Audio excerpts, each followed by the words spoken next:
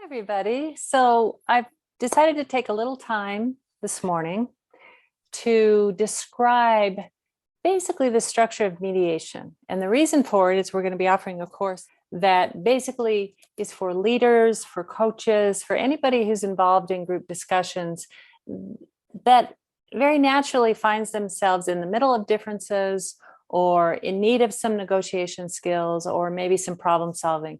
So basically, the course is designed to teach the structure of mediation to people who aren't formally mediators, to people who are just simply working within the context of, working with other human beings and finding yourself in the middle of territory that having a skill set would really make a difference.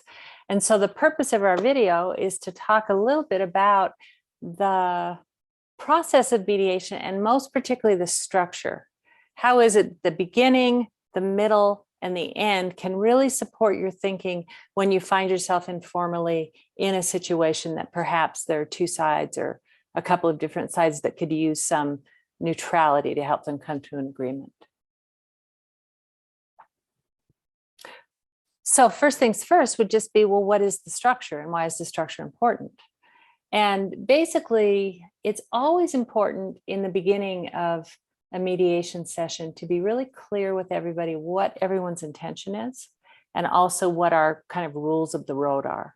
So our intention always is to come to some kind of an agreement. And what that entails is creating a safe enough container and then allowing enough conversation and enough communication that we can actually see where we already have agreement.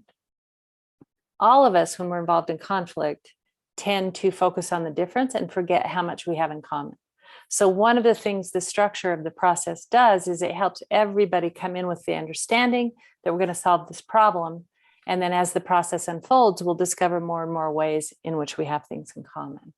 It's also the case that when we're involved in a dispute or we have a significant difference, whether it's a difference in an outcome or whether it's a concrete difference like how much money we should be agreeing to use or whether it's a value struggle, inevitably our nervous system is usually in overdrive, meaning that difference is exciting to our nervous system, but it very quickly becomes stressful. And very soon after that becomes threatening. So most of the time when people are involved in trying to talk about a difference, they need some help to be able to just simply express themselves and to be heard. And as a mediator or a coach or, potentially a manager does that, that process of listening helps the clients hear themselves, but it also helps their nervous systems calm down. So there's a lot of listening that goes on until we really start to understand the contours of the difference and how we can start to build that commonality. Usually there's a set of issues, if, for instance, if it were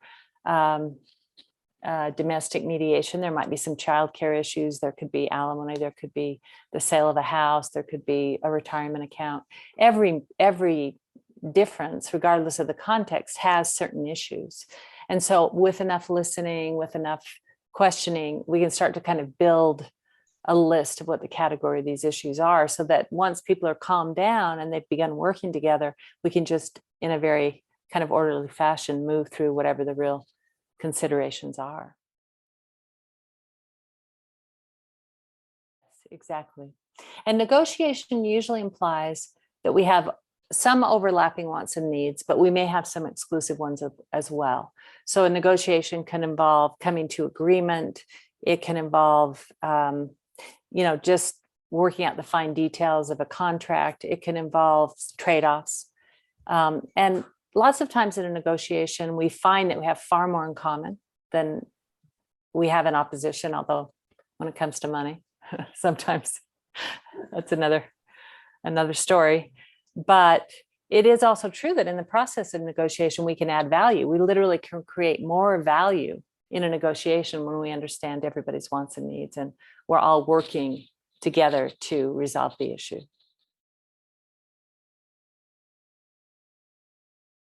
Inevitably, things get stuck because as human beings, we get stuck. We get stuck in our patterns. We get stuck in our way of thinking. We get stuck in wanting to be right. We get stuck in all kinds of things. So another thing that we'll explore is how to help people overcome impasse. Like, what are the different techniques and different ways that we can work with people to help them either rethink or look at things from a different perspective, perhaps take a bigger point of view. How does a facilitator of any kind bring other perspectives to help enlarge, the point of view of the people we're working with?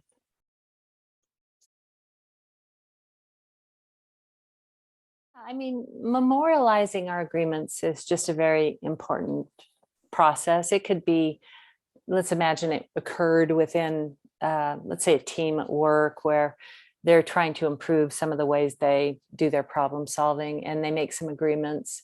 And it's just helpful to memorialize them. It's helpful to know exactly what they are. And sometimes it's helpful to have criteria for whether we've kept the agreement or we haven't kept the agreement, or we're going to review this in 30 days, or we're going to think about this next quarter.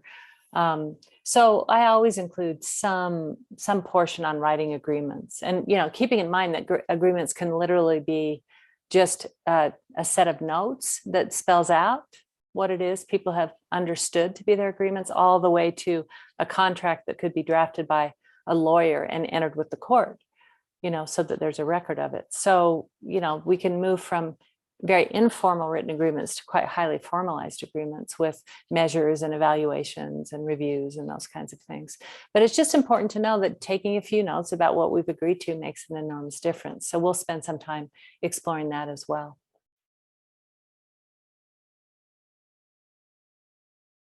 There are lots of different mediation contexts. Some of them are formal, some are less formal. So for example, almost most court systems these days have lawyer or judge mediators that help people resolve disputes. Lots of times within healthcare or in education, in those big systems, there could be mediators who know those issues and help people come to agreement.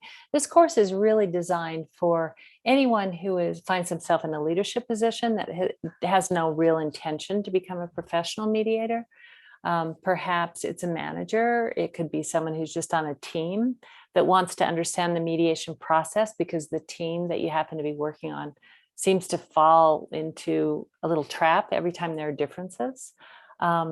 It could be someone who's coaching and wants to coach somebody else on how to problem solve or negotiate.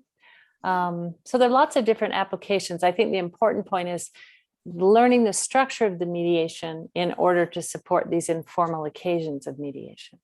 Learning a formal structure to help us when we're actually doing something more informal. So hopefully that gives you just a little bit of an overview of what a mediation process is like, and I hope you found it worthwhile. Bye, everybody.